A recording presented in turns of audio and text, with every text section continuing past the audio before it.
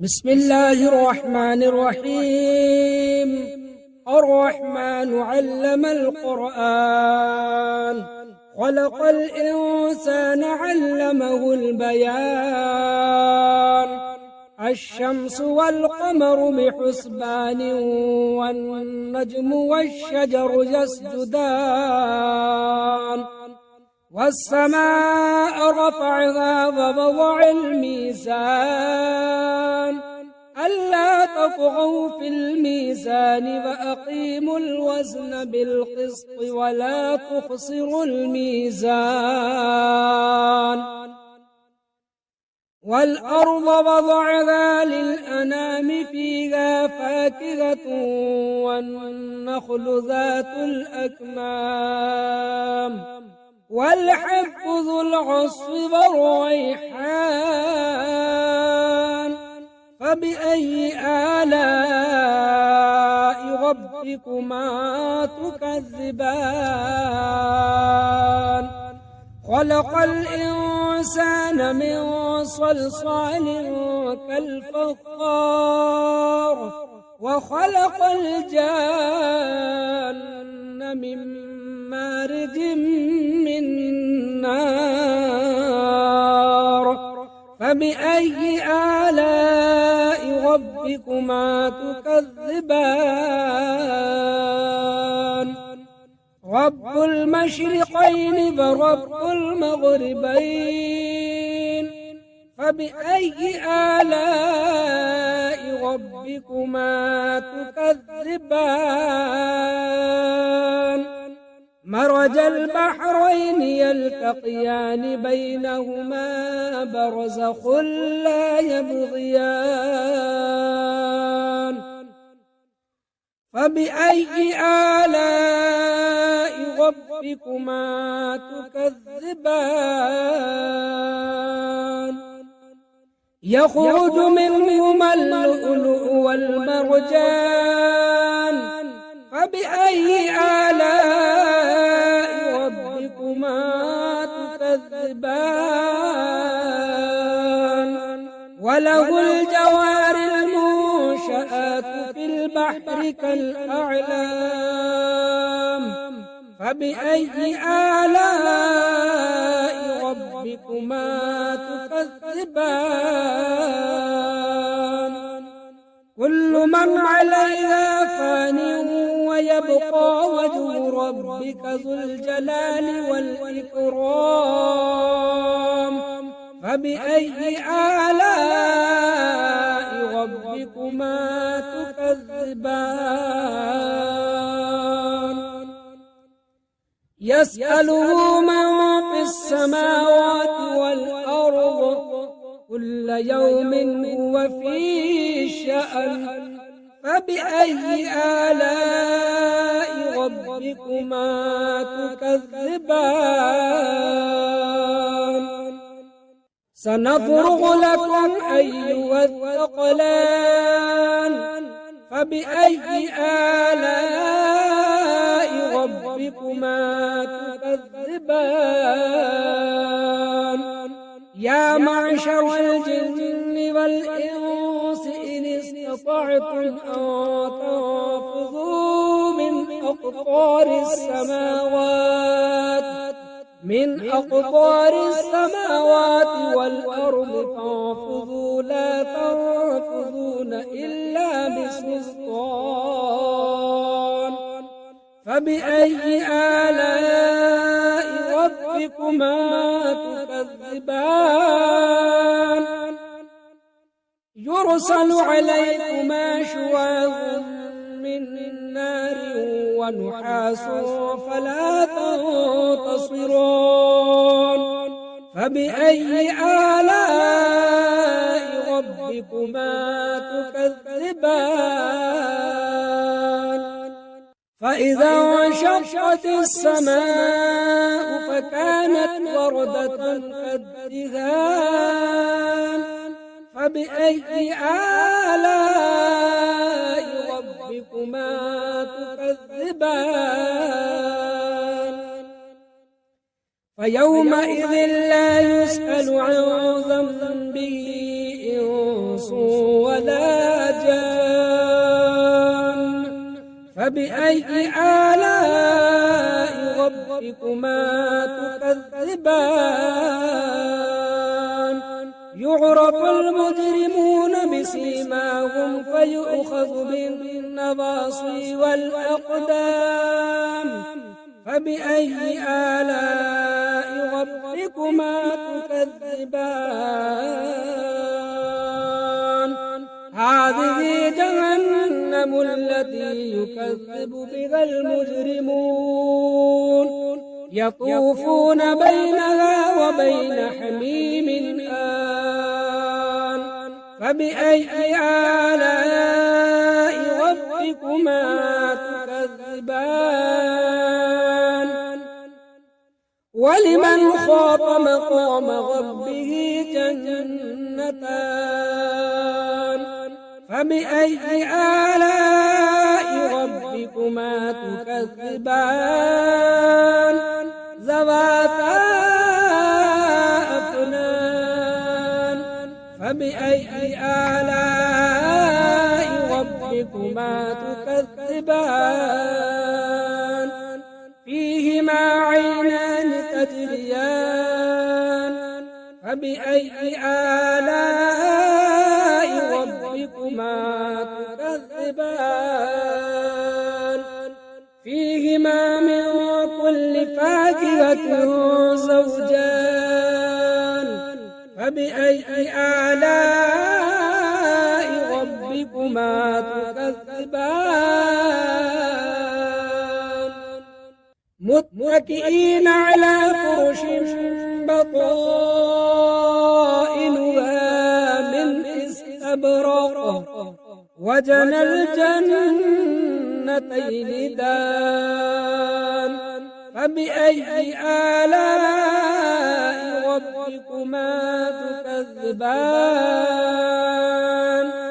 فيهن قاصرات الطرف لم يطمثهن إنس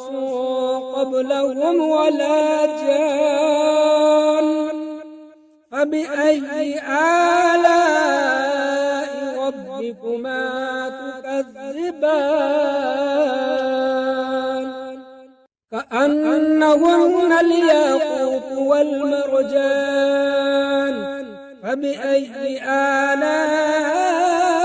ربكما تكذبان هل جزاء الإحسان إلا الإحسان فبأي آلاء ربكما تكذبان ومن دونهما جنتان فبأي آلاء ربكما تكذبان مدغامتان فبأي آلاء ربكما تكذبان فيهما عينان ضاختان فبأي آلاء ربكما تكذبان فيهما فاكهة ونخل ورمان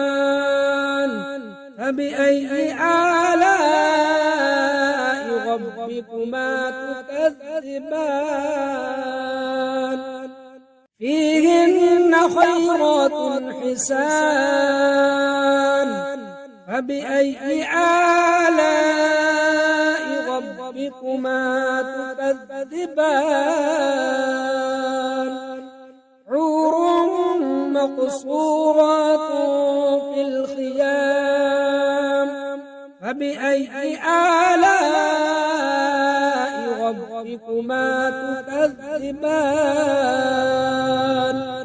لم يطمثهن إنس قبلهم ولا جان فبأي آلاء ربكما تكذبان متكئين على رفرف خضر وعبقري حسان فبأي آلاء ربكما تكذبان تبارك اسم ربك ذي الجلال والإكرام أعوذ بالله من الشيطان الرجيم بسم الله الرحمن الرحيم ياسين والقرآن الحكيم إنك لمن المرسلين على صراط مستقيم تنزيل العزيز الرحيم لتنذر قوما ما أنذر آباؤهم فهم غافلون لقد حق القول على أكثرهم فهم لا يؤمنون إنا جعلنا في أعناقهم أغلالا فهي إلى الأذقان فهم مقمحون وجعلنا من بين أيديهم سدا ومن خلفهم سدا فأغشيناهم فهم لا يبصرون وسواء عليهم أأنذرتهم أم لم تنذرهم لا يؤمنون إنما تنذر من اتبع الذكر فخشي الرحمن بالغيب فبشره بمغفرة وأجر كريم إنا نحن نحيي الموتى ونكتب ما قدموا وآثارهم وكل شيء أحصيناه في إمام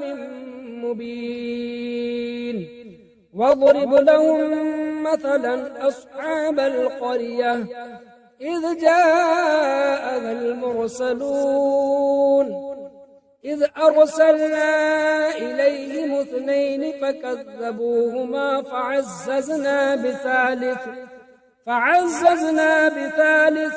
فقالوا إنا إليكم مرسلون قالوا ما أنتم إلا بشر مثلنا وما أنزل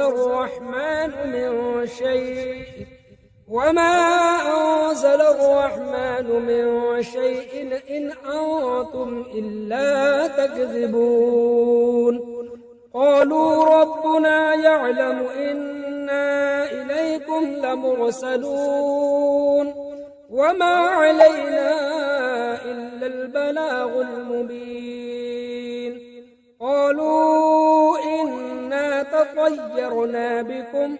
لئن لم تنتهوا لنرجمنكم وليمسنكم منا عذاب أليم قالوا طائركم معكم أئن ذكرتم بل أنتم قوم مسرفون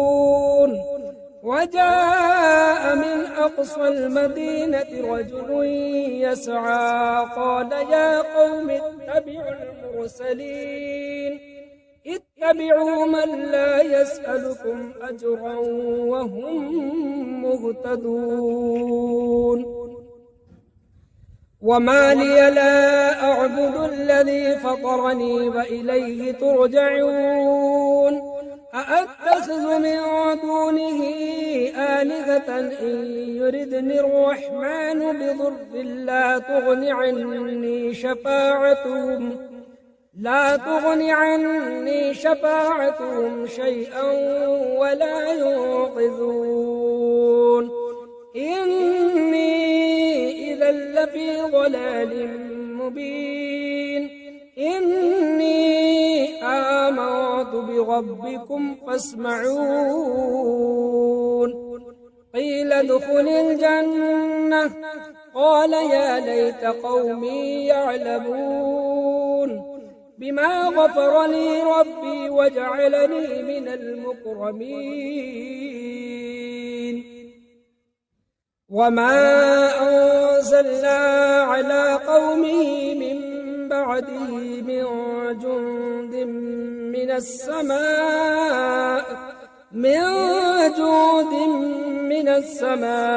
وما كنا منزلين إن كانت إلا صيحة واحدة فإذا هم خامدون يا حسرة على العباد ما يأتيهم من رسول إلا كانوا به يستهزئون ألم يروا كم أهلكنا قبلهم من القرون أنهم إليهم لا يرجعون وإن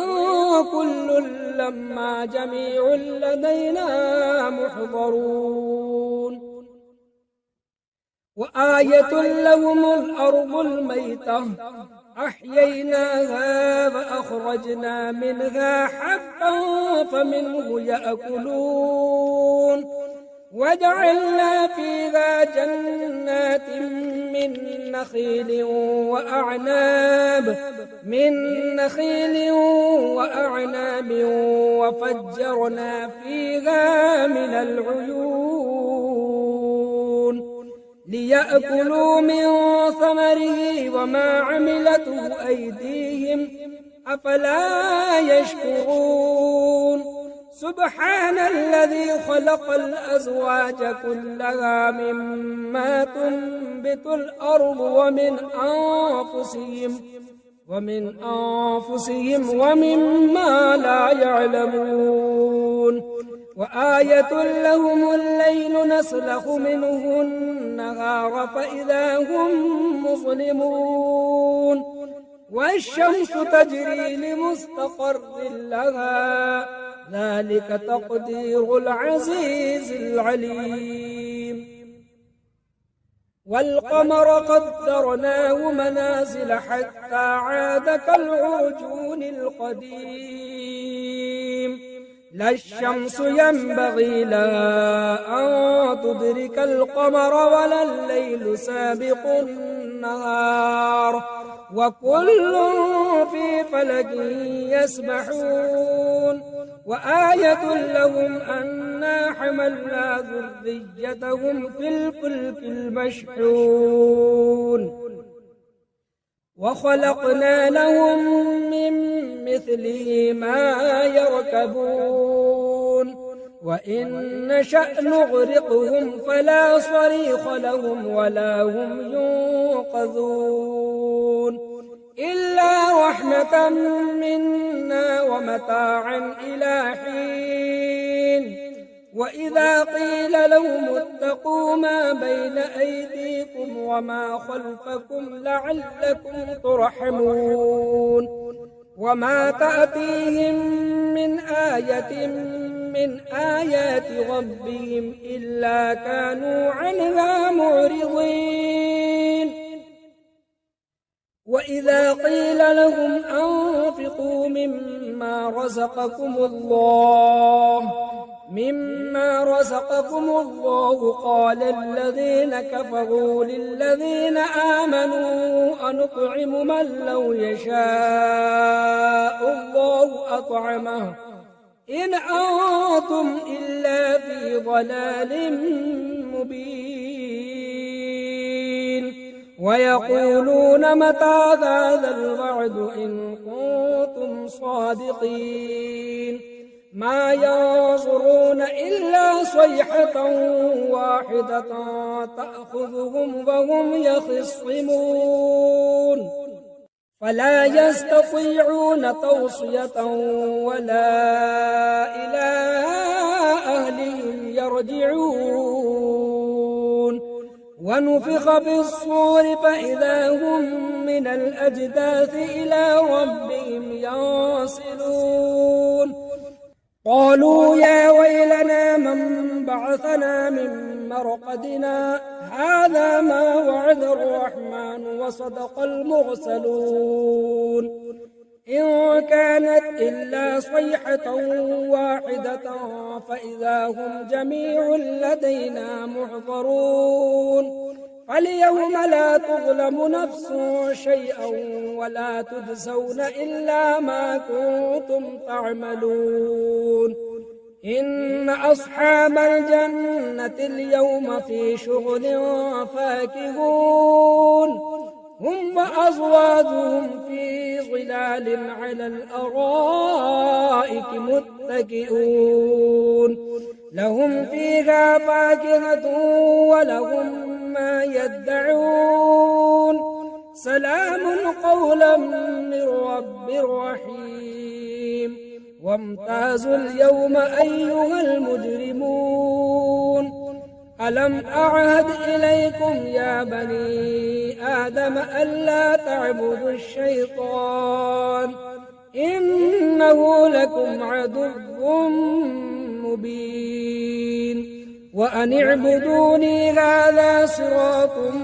مستقيم ولقد أضل منكم جبلا كثيرا أفلم تكونوا تعقلون هذه جهنم التي كنتم توعدون اصلوها اليوم بما كنتم تكفرون اليوم نختم على أفواههم وتكلمنا أيديهم